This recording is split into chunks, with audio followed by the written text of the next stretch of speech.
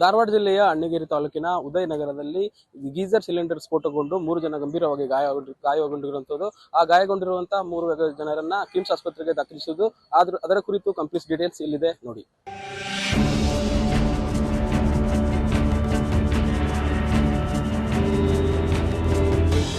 ಧಾರವಾಡ ಜಿಲ್ಲೆಯ ಅಣ್ಣಿಗೇರಿ ಪಟ್ಟಣದಲ್ಲಿ ಮುಂಜಾನೆ ಸಂಭವಿಸಿದ ಗೀಸರ್ ಸಿಲಿಂಡರ್ ಸ್ಫೋಟ ಭಾರೀ ಆತಂಕಕ್ಕೆ ಕಾರಣವಾಗಿದೆ. ಮನೆಯೊಳಗೆ ಸಂಭವಿಸಿದ ಸ್ಫೋಟದಲ್ಲಿ 3 ಗಂಭೀರವಾಗಿ ಗಾಯಗೊಂಡಿದ್ದು, ಅವರನ್ನು ಮೊದಲು ಗದಗ ಜಿಲ್ಲಾಸ್ಪತ್ರೆಗೆ, ಬಳಿಕ ಹೆಚ್ಚಿನ ಚಿಕಿತ್ಸೆಗಾಗಿ ಹುಬ್ಬಳ್ಳಿಯ ಕಿಮ್ಸ್ ಆಸ್ಪತ್ರೆಗೆ ದಾಖಲಿಸಲಾಗಿದೆ. ಅಣ್ಣಿಗೇರಿ ಪಟ್ಟಣದ ಉದಯನಗರದಲ್ಲಿರುವ ಅಲ್ಲಾಬಕ್ಷ್ ಎಂಬುವರ ಮನೆಯಲ್ಲಿ ಇಂದು ಮುಂಜಾನೆ ಸುಮಾರು 4 ಗಂಟೆ ಸುಮಾರಿಗೆ ಗೀಸರ್ ಸಿಲಿಂಡರ್ ಸ್ಫೋಟ ಸಂಭವಿಸಿದೆ.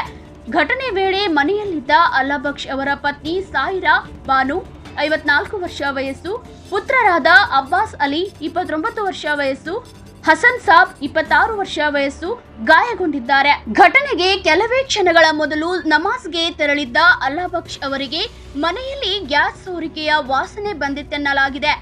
ಆದರೂ ಅವರು ನಮಾಜ್ಗೆ ತೆರಳಿದ್ದು ಮರಳಿ ಬರುವಷ್ಟರಲ್ಲಿ ಭಾರೀ ಸ್ಫೋಟ ಸಂಭವಿಸಿದೆ. ಸರ್, ಅದು ನಾನು 4 ಗಂಟೆಗೆ ಎದ್ದಿದ್ರಿ.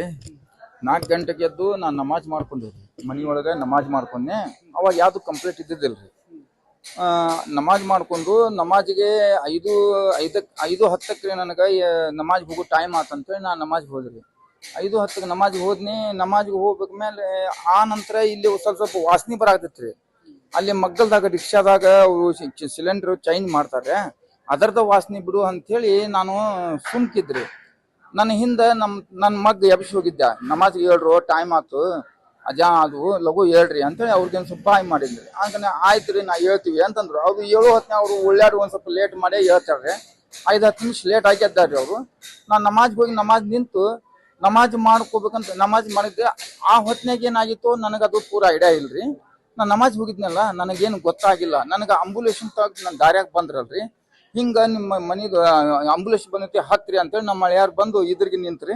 ಈಗ ಎದಕ್ಕೆ ಅಂಬುಲೇಷನ್ ತಂದ್ರಿ ಅನ್ನ ಗ್ಯಾಸ್ ಸ್ಫೋಟ ತಂದ. ಅಯ್ಯೋ ನಾವು ನಡ ವಾಸನೆ ಬಂದಿದ್ದ ನಮ್ದ ಇರ್ಬೇಕು ಅದು ಅಂತೇಳಿ ನಮಗೆ ಸ್ವಲ್ಪ ಅವಾಗ ಕನ್ಫರ್ಮ್ ಆತ್ರಿ. ಆಗಿ ಅಯ್ಯೋ ಹಂಗ ಹತ್ತೆ ಬಿಡ್ರಿ ಅಂತೇಳಿ ಅಂಬುಲೇಷನ್ ಹತ್ಕೊಂಡ್ ಬಂದ್ರಿ. ಮನ್ಯಾಗ ನಮ್ಮ ಹೆಣ್ಮಕ್ಳ್ರಿ, ಆ ನಂತರ 2 ನಮ್ಮ ಗಂಡ ಮಕ್ಳು. ಹ್ಞೂ ರೀ. ಡಾಕ್ಟರ್ ಇನ್ನೂ ಇದು ಮಾಡಾಕ್ತಾರ್ರಿ. ಏನ್ ಆಗಿತ್ತಂತ ಏನ್ ಹೇಳಾಕ್ ತಯಾರಿಲ್ರಿ. ಬಟ್ ಇದು ನನ್ನ ಟ್ರೀಟ್ಮೆಂಟ್ ನಡೆದೈತಿ.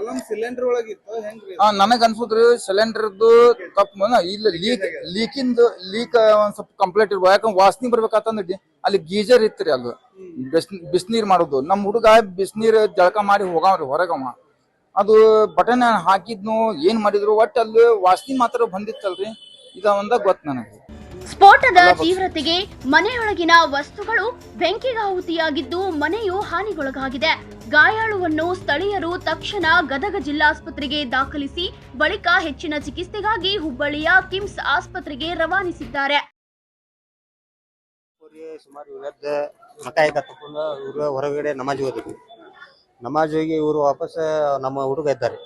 ಅವ ಸುತ್ತವ ಎದ್ ಗುಟ್ಲಿ ಅವ ಒಳಗೆ ಹೋಗಿ ಬಾತ್ರೂಮ್ ಹೋಗಿ ಏನ ಕದಾದ ಡೋರ್ ತೆಗದ ಹಿಂಗ ಬಟ್ರೆ ನೆನ ಹಾಕನ್ರಿ. ಕೊಮ್ಮಕ್ಲೆ ಹಾರ್ ಬಿಡ್ತದೆ ಪೂರಾ. ನಿನ್ನೆ ಹಚ್ಚಿದ್ರಿ, ಅದು ನಿನ್ನ ಸಾಯಂಕಾಲ ಹಚ್ಚಿದ್ರಿ. ಅದ ಆನ್ ಮಾಡಕ್ ಹೋಗಿ ಬಟನ್ ಸೀದಾ ಮನಿನ ಹಾರ್ ಬಿಡ್ತ್ರಿ. ಪೂರಾ ಮನಿನಲ್ಲಿ ಎಲ್ಲಾ ಕಂಪೌಂಡ್ ಹೊರಗಿನ ಗಾಡಿ ಬಿದ್ದೈತ್ರಿ. ಪೂರಾ ಗಾಡಿನ ಬಿದ್ದಿದ್ರಿ. ಮನ್ಯಾಗ 4 ಮಂದಿ ಇದ್ರಿ. ಇವ್ರು ನಮಾಜಿಗೆ ಇದ್ರಿ. 3 ಮಂದಿ ಸುಟ್ಟಾರ. 3 ಮಂದಿ ಸುಟ್ಟಾರ. ಬಾಳ ಐತ್ರಿ. ಬಾಳ ಐತ್ರಿ. ಇದು 5:30 ಸುಮಾರು ನೋಡ್ರಿ. ಇದು ಬೆಳಿಗ್ಗೆ 5:30 ನಮಾಜ್ ಹೋಗೋ ಟೈಮಿಗೆ. ಡಾಕ್ಟರ್ ಏನ ಈಗ ಟ್ರೀಟ್ಮೆಂಟ್ ಕೊಡ ಅಂತಾರ್ರಿ. ಇನ್ ಮೇಲೆ ಏನೈತಿ ನೋಡ್ಕೋಬೇಕ್ರಿ ನಾವು. ಇನ್ಮೇಲೆ ಅನ್ನಿಗಿರಿ ದಾದಾಪೀರ್ ನಾವು ಹಳ್ಯಾರ್ರಿ, ನಾವು ಅವ್ರ ಮಾವಾರ್ರಿ. ಘಟನೆ ಕುರಿತು ಅಣ್ಣಿಗೇರಿ ಪೊಲೀಸ್ ಠಾಣೆಯಲ್ಲಿ ಪ್ರಕರಣ ದಾಖಲಾಗಿದ್ದು ಸ್ಫೋಟಕ್ಕೆ ನಿಖರ ಕಾರಣವೇನು ಎಂಬ ಬಗ್ಗೆ ಪೊಲೀಸರು ತನಿಖೆ ಮುಂದುವರೆಸಿದ್ದಾರೆ. ಇಂತಹ ಘಟನೆಗಳು ಮರುಕಳಿಸಬಾರದೆಂದರೆ ಸಾರ್ವಜನಿಕರು ಮುನ್ನೆಚ್ಚರಿಕಾ ಕ್ರಮಗಳನ್ನು ಪಾಲಿಸುವುದು ಅತಿ ಮುಖ್ಯವಾಗಿದೆ. ವೆಂಕಟೇಶ್ ದಾಸರ್, ಜನಮನ ಸುದ್ದಿ, ಹುಬ್ಬಳ್ಳಿ.